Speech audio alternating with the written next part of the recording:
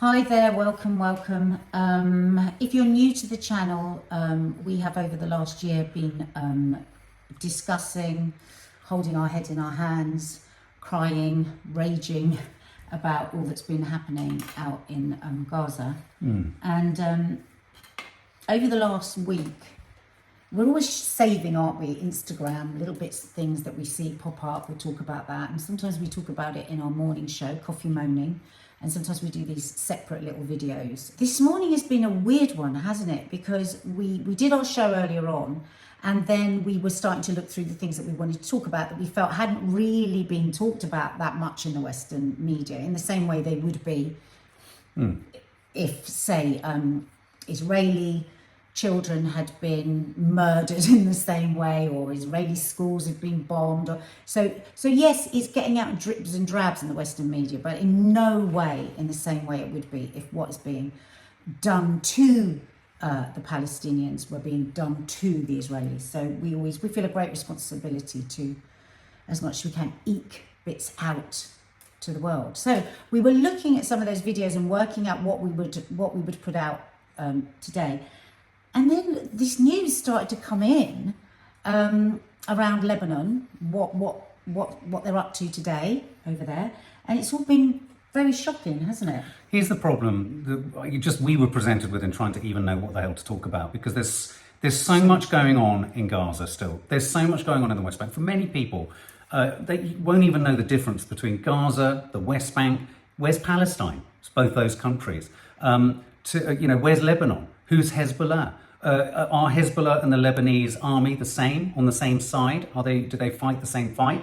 Why is the British army training the Lebanese army? There's so many complicated, nuanced aspects to this. And that suits Western leaders who are many of them who are playing a huge part in the cover-up of all of this. And of course it suits Israel, because a lot of people check out and a lot of people don't want to talk about it because they feel embarrassed that they don't know all the ins and outs. And we get that. And certainly we don't know all the ins and outs. I don't be surprised if anybody does. I think one of the most important things to say is you're going to be hearing about Lebanon a lot in the news at the moment. It's been in the news a lot. It's going to get worse. It's got worse this morning. It's getting worse as we speak. We're literally refreshing the news feeds and one can only turn to news sources like Al Jazeera, who are on the ground in the region, because none of our media is fully covering it. They are covering it, but they're not fully covering it in a way that keeps us up to speed in the nuanced differences. At the moment, Rachel Reeves is giving some boring speech and she's being heckled by Free Palestine protesters. Now, the really important thing to say is nothing has changed in Gaza.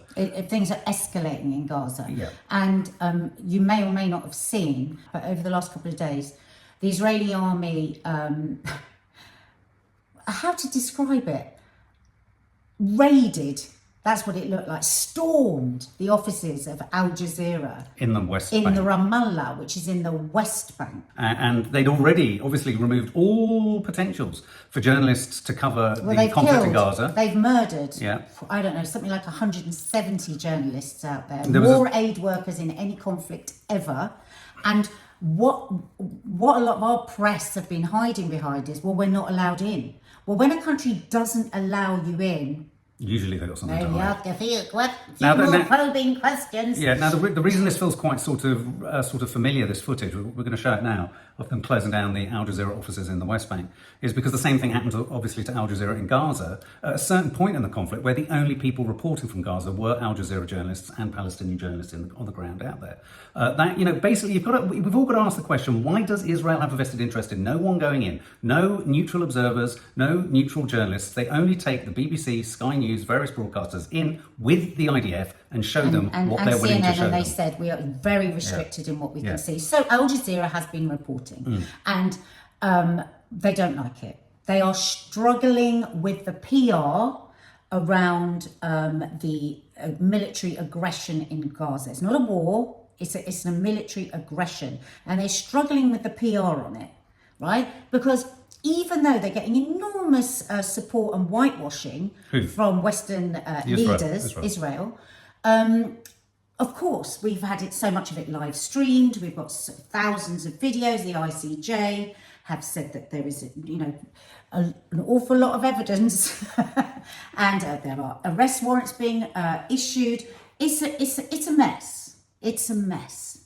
You can't just storm in and shut down a news channel where the licenses had been given to them by the Palestinian Authority.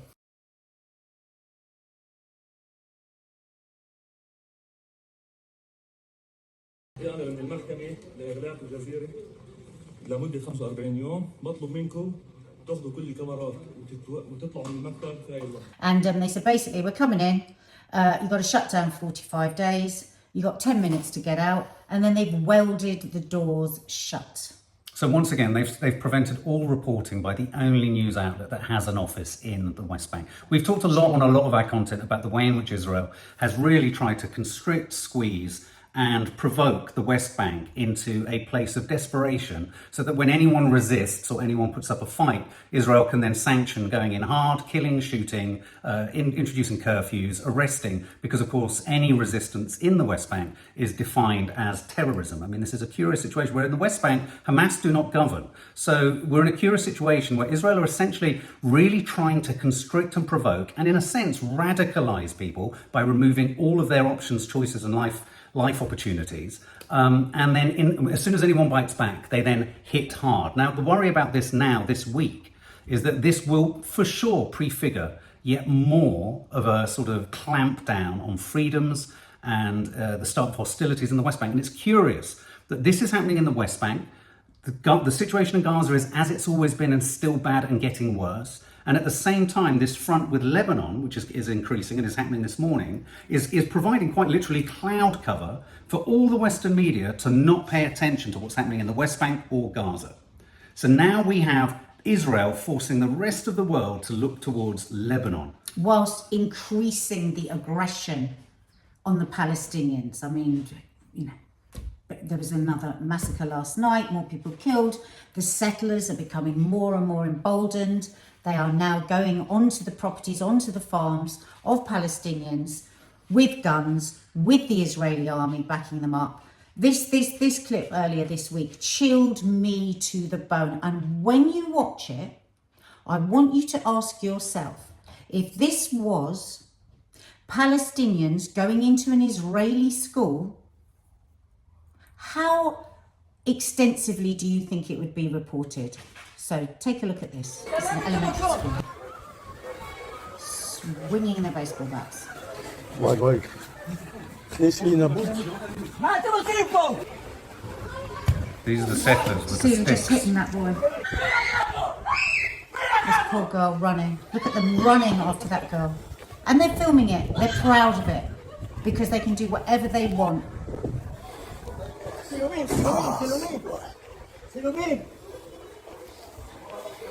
Now, it's longer, that clip, and that to me is disturbing enough. I lost sleep over that clip because they were marauding through that school, doing whatever they wanted with their white supremacy. Disgusting.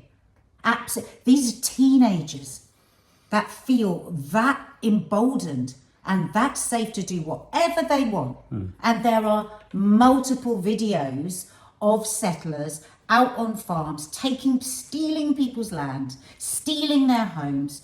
The Palestinians, they're very proud, they're trying to, but they know if they so much as raise a hand, off to prison, even if they just say, no, stop, you know. So this latest video from the Israeli army to the Lebanese should put a chill through everybody. The IDF will engage in extensive precise strikes against terror targets which have been embedded widely throughout Lebanon. We ask residents of Lebanese villages to pay attention to the message and warning published by the IDF and heed them.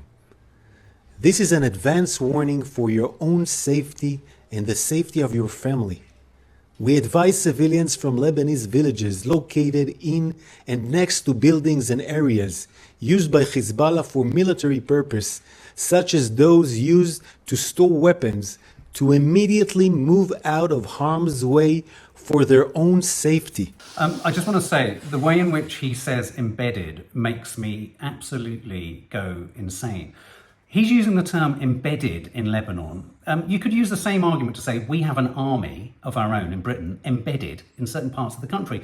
Everyone has, stuff somewhere in the country. So to use that as a term, what they're basically softening up the world for, this Israeli kind of leaders, kind of military guys kind of statement here is, it's to justify the death of civilians when they hit the targets they're going for. It's to have a rationale and an excuse, just like Hamas were in the building, Hamas were in the car, Hamas were embedded, Hamas were using human shields. Basically, they are saying it is all your fault if any innocents die. But it's not the military, just to be clear, that he's talking about. He's saying about Hezbollah. Hezbollah. He's saying Hezbollah. So there's the Lebanese army and then there's the Hezbollah, which in many countries, including this one, they are deemed a terrorist organisation. So what he's saying when he says to people, move away from wherever Hezbollah are holding their weapons or doing whatever, or you'll get blown up, is the disgusting way that he said, because what he's doing, he's telling the world again that all Arabs are terrorists. Or justified targets. Because how the hell does the person who's just looking after his butcher's shop or his school know where Hezbollah are keeping their weapons? It is the most disgusting thing that he has said there. But no also, goes about it. And it's gone into most people's brains without them even knowing it, right? These weapons that they're going to use are so powerful that you have to get so far away to not get hit. They're messaging them on their phones. A lot of people aren't using their phones in Lebanon. well, because Why? they've become weapons. Because they could become little bombs that they detonate at the same time. This is the most bullying, petrifying message. Netanyahu has described them as the most moral army in the world because they give out these warnings. Yeah, absolutely. The warnings are useless. Where are they going to go? Where are these people going to go? They're going to leave their homes, and where are they going to go? Where are they going to sleep tonight? What are they going to do? How are they going to feed their children? How have they got time to pick up their kids from the school? But the most reprehensible part of all of this is that absolutely not a single leader in the West has said anything other than they're concerned. And David Lammy has said, can we try and find a diplomatic solution? Even the Prime Minister of Lebanon, who, let's not forget, the Prime Minister of Lebanon is not a member of Hezbollah. He has had to call off all of his international engagements because he is worried about the conflict spilling into a massive regional war between Lebanon and Israel. You're going to have a situation where the Lebanese army, which is not considered a terrorist organisation, are fighting potentially or resisting and self-defending. Let's not forget, does Lebanon have the right to self-defence? Perhaps. But will the Lebanese... If they've got any Hezbollah in precisely. There, that's what they do. So what's going to happen here is the Lebanese army is going to become a justified target if they in any way stand alongside Hezbollah in any way, shape or form. The gaslighting of the West and the gaslighting of the news providers everywhere throughout the world in terms of allowing and justifying any single act of violence by Israel and justifying it on the merits of they're taking out an operative or they're taking out they've already broken international they've committed war crimes simply in engaging in the technological warfare they did last week. They had no way of controlling or being certain about who they were hitting, who was going to get caught up in the collateral damage. It was a breach of sovereignty yet again, of Lebanese sovereignty. And we've got this curious situation where no one in the West seems to feel the need to actually call it out and say to Israel, you are escalating and escalating. And as soon as anyone fights back or defends themselves, then there's the justification. No, we need to, it's self-defense.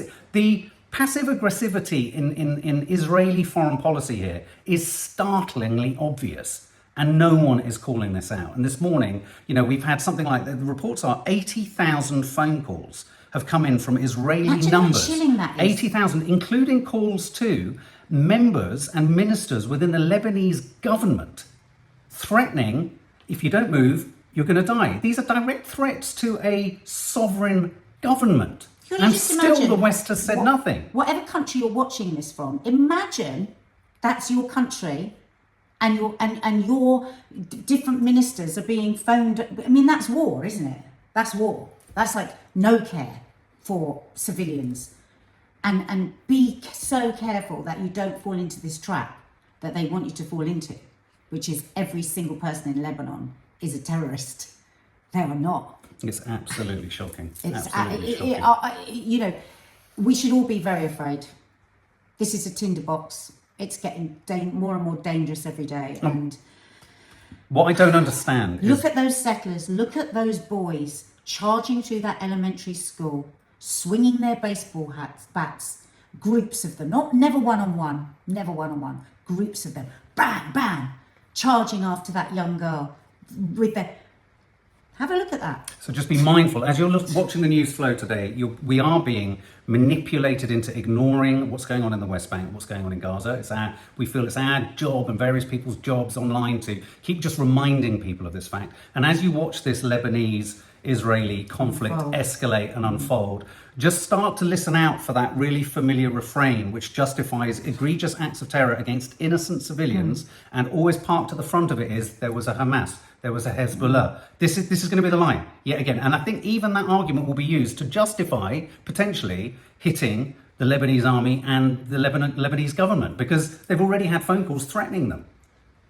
This is staggering what is happening. That's the other thing to really question. When you're seeing a complete atrocity, just have a look at the headline and how it can be skewed against often the victims.